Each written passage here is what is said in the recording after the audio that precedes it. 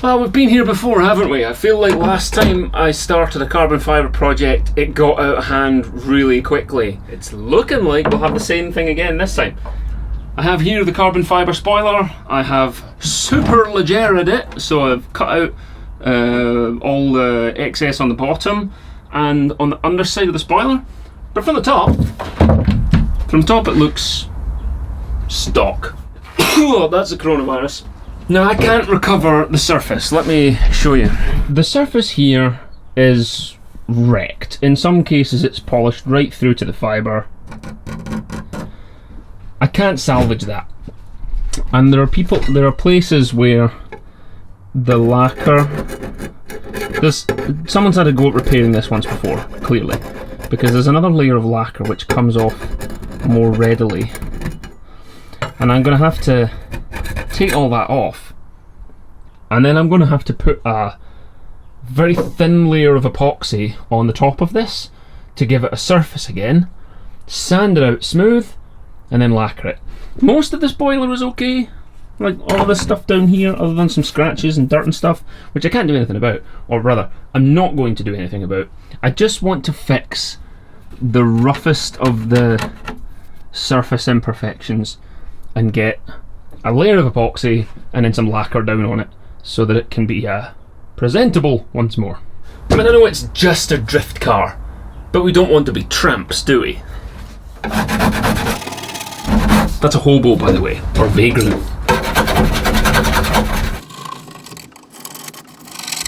This feels like absolute sacrilege.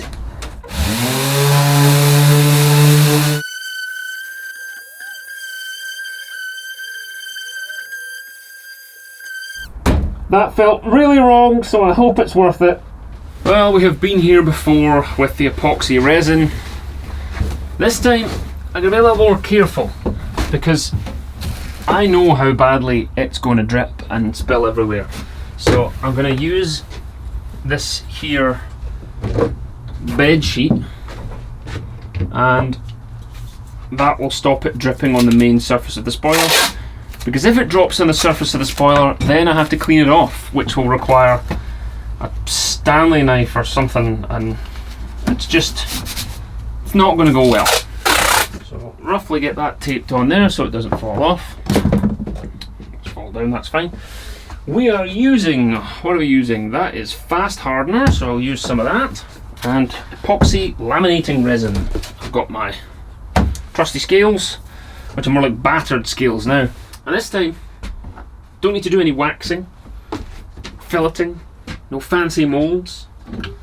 All I need to do is make sure that I've got my respirator on. I'm going to open the door, because these fumes are horrible, and because I've just thought about it, I'm going to go and put long sleeves on. And now that I am wearing the uniform of the learned professor, you know, when you think of people in monster clothing, you don't immediately think, that man is a Nobel Prize winner. You're more inclined to think, that man looks like the kind of fellow who'd fall off a motorbike. So it is relatively smooth. I've got all the flaky edges off. And now I just need to get some epox on it. Oh, that's wet, I'll need to dry that.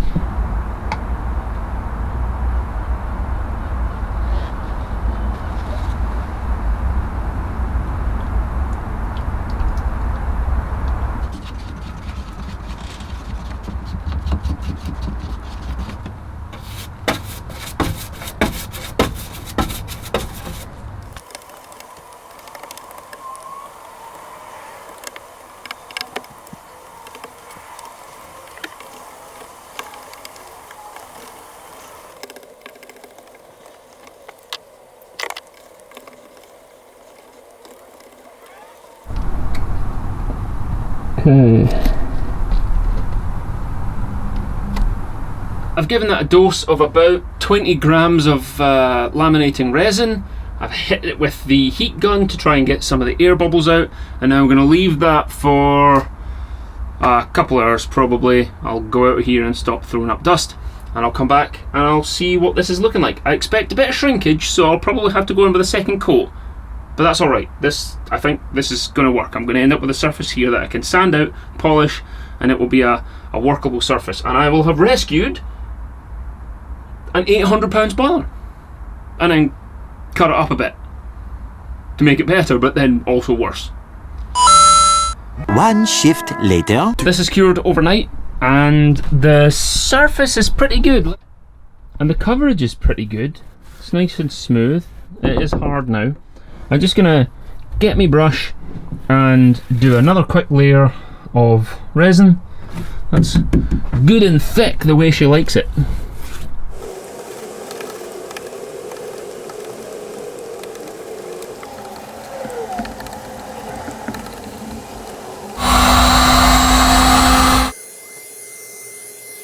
Hitting it with the heat gun just helps get some of the bubbles out before it starts to cure. That can now stay here for many hours because the shed is at 22 degrees today, which is perfect for curing this. So I can just leave it. 2 days later. Good news! 2 Earth days have passed since I epoxy resined the spoiler. Let me give you a look at the surface.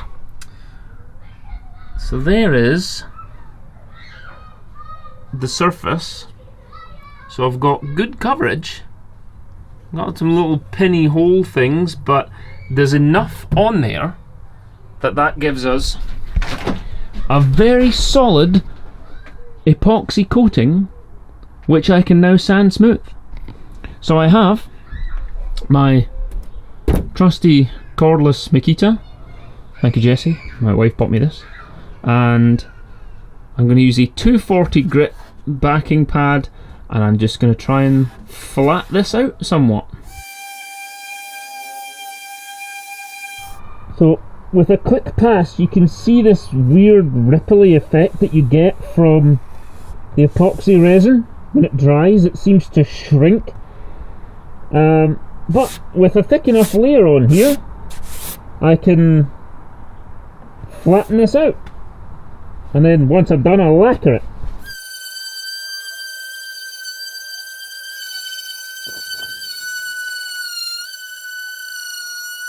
Here we are. I have now flattened out the surface here. It looks pretty rough at the moment.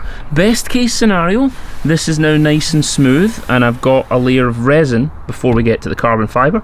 Worst case scenario, it's just as bad as it was before. So what I'm going to do now is wet this and see how it comes up, and then wet sand it with progressively finer sandpapers.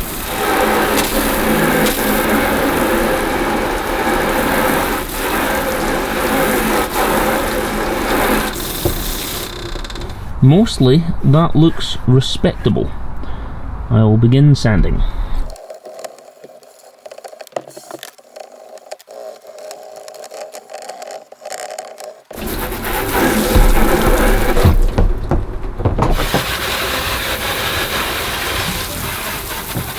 Well, it is now evening time, it's like 10 o'clock at night, but because I want to try and get this fitted this weekend, and we're now on Wednesday night.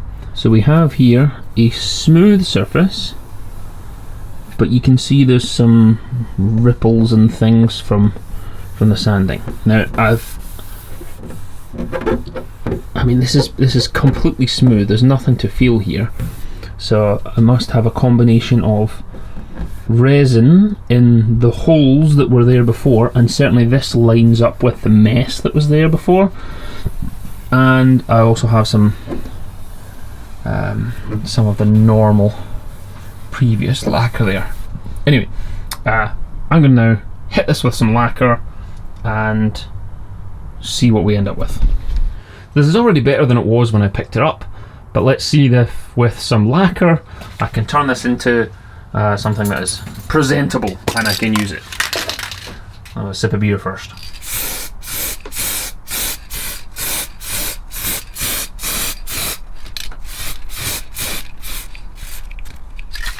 This lacquer is crap.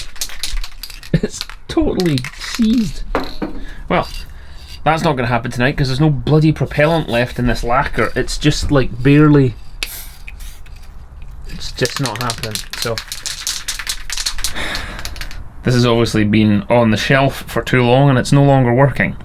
Fortunately, other lacquer is arriving tomorrow, so I'll just have to do it tomorrow. Early the next morning. We're going to try that again. I've just had my paint delivery.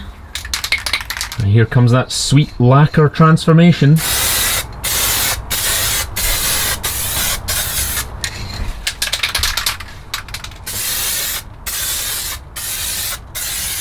This stuff smells fantastic, which means it's hugely poisonous. That can be polished after 24 hours, so I'm going to give it a couple of quick coats here, and then we can polish it tomorrow. There are some surface imperfections on the corners here, but I'm beyond the point of caring. This is a drift spoiler. I'm in a rush. Lacquer will cure most of it. Thusly.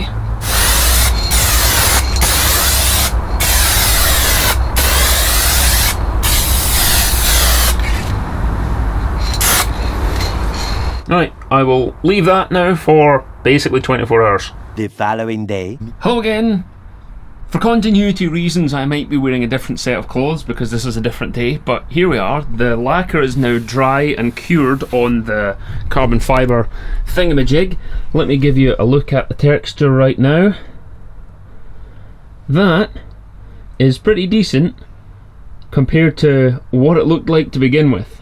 That looks like a sensible, useful, unsoiled carbon fibre surface. That's just resin plus lacquer, sanded smooth, and now I'm going to give it a little blast with 3000 grit sandpaper, and then I'm going to polish it. Okay, I lied, 2500 grit.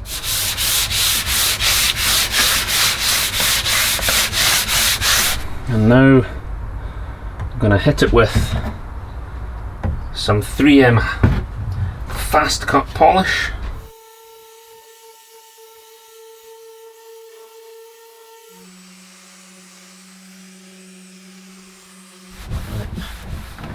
Bit of wax is on there now. So there we go. Please excuse the half-assed final polish, but I think that will do.